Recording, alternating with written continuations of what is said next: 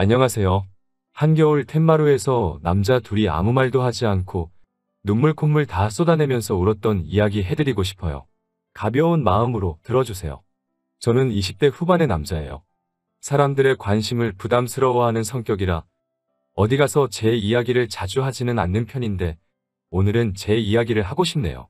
저는 평범한 집안에서 태어났어요. 회사를 다니시던 아버지와 집에서 저와 동생 둘을 돌보던 어머니가 계셨습니다. 여동생과 남동생이 한 명씩 있었는데 정말 귀여웠어요. 그런데 제가 초등학교 5학년 때 제 인생은 송두리째 달라졌네요.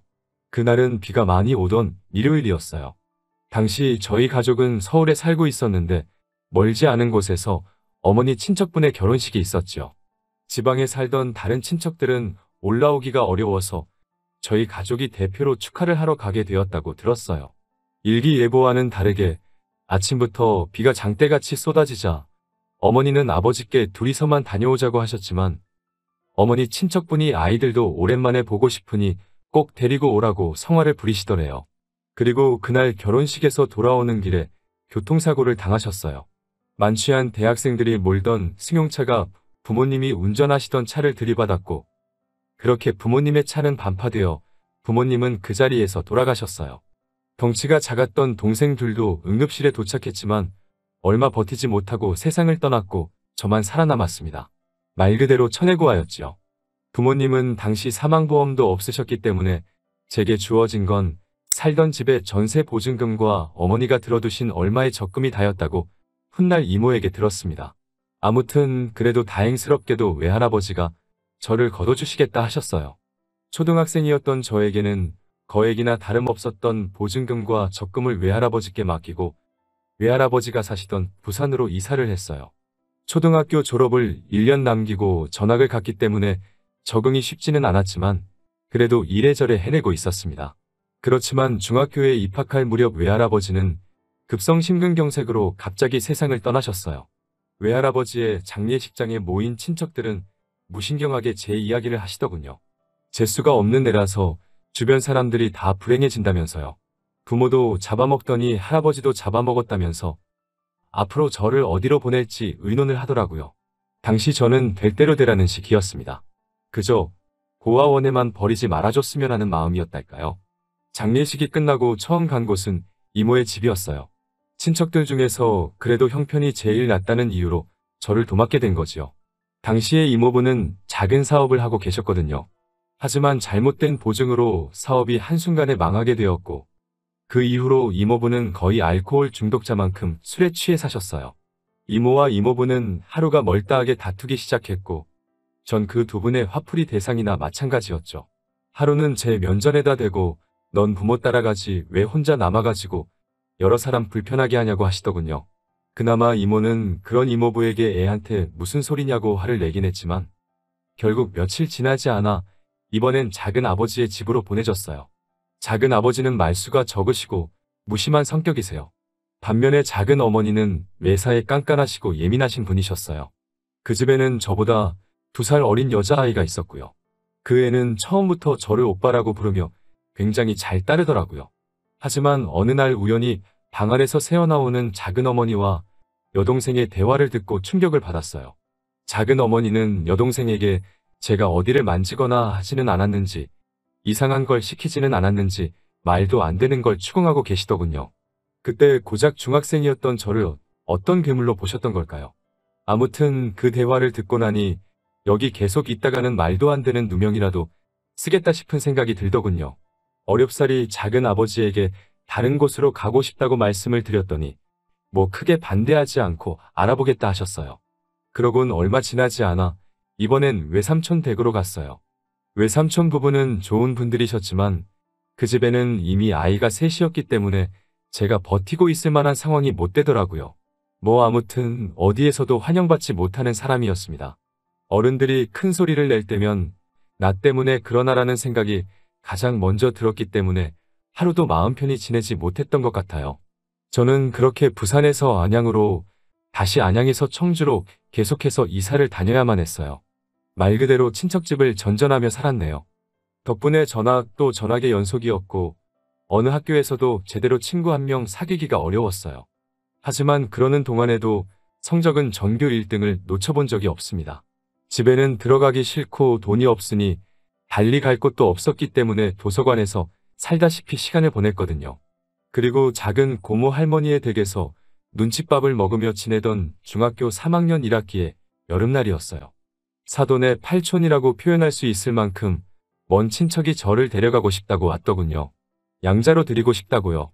당시에 작은 고모 할머니께서 저를 노골적으로 귀찮아하셨기 때문에 이렇게 저렇게 따지지도 않으셨어요. 그럼 그렇게 하세요라고 하시더라고요. 작은 방에서 대화를 엿듣고 있던 저는 그 상황에 대해서 달리 비관적이지도 낙관적이지도 않았어요. 그저 계속해오던 이사를 한 번 더 하게 되었구나 정도로 생각했어요. 하지만 그 이후로 제 인생은 180도 달라졌어요. 양부모님은 당시 대전에 살고 계셨어요. 집에 도착하니 작은 마당이 있었어요.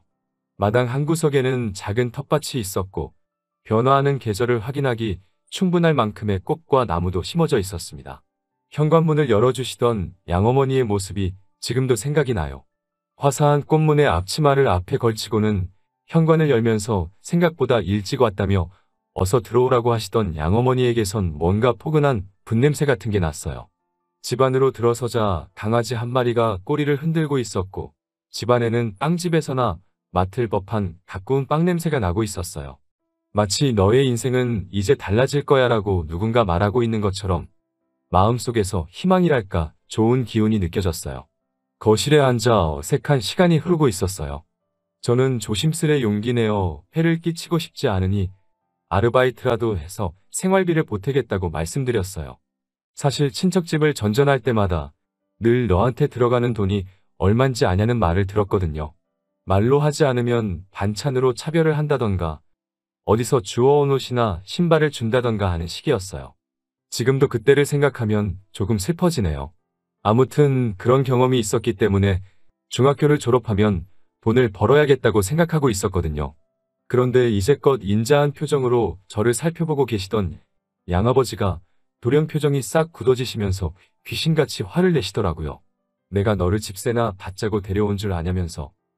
너는 이제 우리 가족이니까 가족으로서 집안일을 도와주면 그걸로 충분하다고 하시더라고요. 그렇게 저에게 맡겨진 일은 강아지 산책시키기와 욕실 청소였어요. 그리고 이 집에 들어와 지낸 지 두어 달쯤 됐을 무렵 잊지 못할 사건이 일어났어요. 며칠 전 학교에서 진로상담 통지서라는 종이를 한 장씩 나눠주더라고요. 이제 어느 고등학교에 진학하고 싶은지, 앞으로의 목표가 뭔지에 대해서 담임 선생님과 부모님이 만나 상의를 해야 한다고 하더라고요. 하지만 저는 집에 와 그 종이를 그냥 쓰레기통에 처박아 버렸습니다. 양부모님께 그런 걸 내밀 만큼 낯이 두껍지 못했거든요. 그리고 귀찮게 굴면 또 다른 친척집으로 버려질지도 모른다는 두려움도 있었고요. 그런데 이튿날 제 방을 청소하시던 양어머니가 그 종이를 발견하셨나 봐요. 학교를 마치고 집에 돌아온 제게 양부모님은 그 종이를 내미시며 이게 뭐냐고 물어보시더라고요. 제가 제대로 대답하지 못하고 있자 양어머니는 먼저 엄마가 신경 써주지 못해서 미안하다고 하시더라고요. 양아버지도 내일 아빠가 선생님을 만나보겠다고 하시면서 앞으로는 이런 일들이 있으면 꼭 상의해줬으면 좋겠다고 하시더라고요. 그날 밤 생각지도 못했던 양부모님의 반응에 베개가 흠뻑 젖도록 울고 말았습니다. 다음 날 수업이 끝나고 교실을 나서자 정장을 차려입은 양아버지가 저를 기다리고 계셨어요.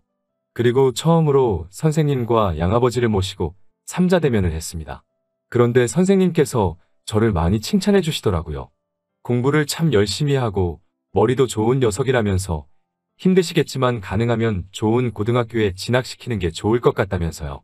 그러면서 선생님은 갑자기 양아버지께 허리를 숙여 인사를 하시더라고요. 부탁드린다면서요. 고작 저를 2달 가르치셨지만 저의 가능성을 높게 봐주신 거지요. 훗날 말씀하시기를 그렇게 복잡한 환경에서 지내면서도 굴곡 없이 유지하는 성적을 보고 뭐래도 될 녀석이라고 생각하셨다고 하시더라고요. 아무튼 허리까지 숙여 부탁을 하는 선생님께 양아버지 역시 허리를 숙이시며 이렇게 말씀하셨어요. 걱정하지 마세요. 아들이 원하는 한 모든 지원을 아끼지 않을 생각입니다. 라고 하시면서요. 얼마 전까지만 해도 중학교는 무사히 졸업할 수 있을까? 내가 고등학교는 갈 수 있을까? 하루하루 불확실한 미래를 그리며 어쩔 수 없이 살아가고 있었어요. 하지만 선생님과 양아버지의 면담은 제 인생을 송두리째 바꿔놓았습니다. 그 이후로 저는 전보다 더 학업에 매진했습니다. 전에는 도서관을 피난처 삼아 공부를 했다면 이제는 집에서 전폭적인 지원을 받으며 공부를 할 수 있었어요. 양어머니는 다방면에 걸쳐 재주가 좋으신 분이셨는데 특히 음식 솜씨가 뛰어나셨어요. 양어머니는 늘 따뜻한 밥과 국이 준비된 아침 식사를 만들어 주셨고 점심 도시락도 챙겨주셨어요. 늦게까지 공부하는 날에는 야식을 만들어 주시기도 하셨고요. 특히 멸치만 넣고 만든 주먹밥은 지금도 잊을 수가 없네요. 그리고 얼마 뒤 무사히 지역 내 명문으로 소문난 고등학교에 합격했어요. 합격을 확인하자 양부모님은 갑자기 제 곁에서 눈물을 보이셨어요. 중학교 때는 전학 다니기 바빠서 동아리 활동 같은 건 꿈도 꿀 수 없었고 친구 한 명 사귀기도 어려웠는데 고등학교 생활은 정말 재밌더라고요. 다른 남자애들은 어렸을 때 태권도 정도는 한 번쯤 배워봤다고 하지만 저는 운동은 한 번도 배워본 적이 없었기 때문에 검도부 활동을 시작했어요. 사실 가벼운 마음으로 시작한 동아리 활동이었는데 생각과는 달리 단순히 동아리실에 모여 연습만 하는 게 아니라 대회도 나가야 하더군요. 처음 대회에 나가기로 결정된 날 양부모님께 그 사실을 알렸어요. 다음 날 아침에 일어나니 양어머니는 김밥을 만들고 계시고 아버지는 제 이름을 넣은 응원용 소품을 만들고 계신 게 아니겠어요? 저는 제발 그러지 않으셔도 된다고 극구 말렸지만 양부모님은 기어이 따라와 응원을 해주시더라고요. 당시 17살이었는데 양부모님은 큰 소리로 제 이름을 부르며 넌 할 수 있어. 파이팅! 을 멀리서도 들릴 만큼 큰 소리로 외치시니 창피해 죽겠더라고요. 하지만 지금 생각해보면 참 따뜻한 기억이에요. 아무튼 경험의 차이는 어쩔 수 없어서인지 나가는 대회마다 2회전 아니면 3회전에서 지고 말았습니다. 그러다 딱 한 번 제가 작은 대회에서 준우승을 한 적이 있어요. 그날 저녁에 정말 사치스러운 식사를 했습니다. 양아버지는 평소에는 음주를 즐기지 않으시는데 그날은 맥주도 드시고 별거 아닌 일에도 호탕하게 웃으시며 그 모습이 정말 기분 좋아 보이더라고요. 솔직히 별거 아닌 성과라고 생각했는데 저렇게 기뻐해 주시는 양부모님을 보니 저도 뿌듯하더라고요. 나중에 양아버지는 술김에 저에게도 한잔하라고 하셨다가 양어머니께 혼나고 그날의 기억을 떠올리면 입가에 미소가 절로 지어질 만큼 완벽한 시간이었어요. 안정적이고 평화로운 일상의 반복은 빠르게 흘러가더군요. 시간은 무탈하게 흘러 어느덧 고등학교 3학년이 되었어요. 이제 대학을 어디로 진학해야 할지 정해야 할 시기가 된 거죠. 하지만 사실 저는 고등학교에 진학하면서부터 오직 서울대 법대만을 목표로 두고 있었어요. 등록금 때문에라도 꼭 국립대를 가고자 했고 기왕 국립대를 간다면 서울대여야 한다고 생각했어요. 양어머니는 사립도 괜찮으니 부담 갖지 말라고 하셨지만 저는 서울대 법대에 무난하게 합격했습니다. 합격을 확인한 후 중학교 3학년 때 저를 믿어주셨던 담임 선생님께 오랜만에 연락을 드렸어요. 서울대 법대에 합격했다고 그때 믿어주셔서 감사하다고 말씀드리니 오열하시더라고요. 왜 내 주변에는 다 나를 미워하는 어른들밖에 없을까 생각하고 세상을 원망하던 무렵 선생님을 만나 제 인생이 달라졌다고 말씀드렸어요. 어디선가 선생님께서 제 사연을 듣게 되신다면 다시 한번 말씀드리고 싶어요. 정말 존경하고 감사드립니다. 대학교는 정말 신세계였어요. 하지만 당시 저는 하루빨리 사법고시를 통과하는 게 목표였기 때문에 한눈 팔 틈이 없었어요. 그런 저를 보면서 양부모님은 그동안 열심히 노력했으니 1학년은 좀 가벼운 마음으로 보내도 괜찮다고 하시더라고요. 공부도 좋지만 노는 것도 중요하다고 말씀하시면서요. 여자친구도 사귀어서 집에 좀 데리고 오라고 하시고요. 그런데 제가 2학년이 되고 얼마 지나지 않아 너무나 슬프고 충격적인 일이 벌어졌습니다. 갑자기 양어머니가 쓰러지신 겁니다. 양어머니의 병명은 위암이었습니다. 평소에도 잦은 소화불량으로 고생하신 건 알고 있었지만 그때마다 대수롭지 않게 여기셨나 봐요.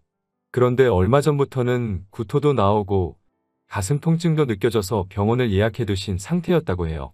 의사 말로는 이미 손 쓸 도리가 없을 만큼 진행된 상태라 지켜보는 것 말고는 할 수 있는 일이 없다고 하더군요. 이튿날 눈을 뜨신 양어머니는 저를 보고 제일 먼저 하시는 말씀이 너무 무리해서 공부하지 말라는 거였어요. 곧이어 양어머니는 자기가 왜 이러냐고 양아버지께 물어보셨어요. 양아버지는 양어머니께 병명을 말씀해 주셨고 양어머니는 큰 충격을 받으신 것 같으셨어요. 사실 그때 양아버지와 양어머니의 모습을 어떻게 글로 묘사해야 할지 모르겠어요. 드라마나 영화에서처럼 울며불며 살려달라고 하시는 것도 아니었고 뭐랄까 어떻게 표현해야 할지 모르겠네요. 그때가 오전 11시쯤이라 커튼 사이로 햇살이 들어오고 있었는데 그게 눈부셔서였을까요? 저도 모르게 눈물을 흘렸고 저희 셋은 서로 끌어안고 한참을 있었습니다. 그래도 어떻게든 좀 더 오래 머물러 주실 줄 알았는데 두어 달 뒤 양어머니는 결국 세상을 떠나셨어요. 자는 동안 토사물이 기도를 막아서 천천히 질식사하셨다고 하더라고요.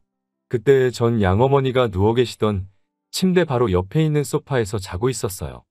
정말 스스로가 한심하고 멍청하게 느껴져서 견딜 수가 없었어요.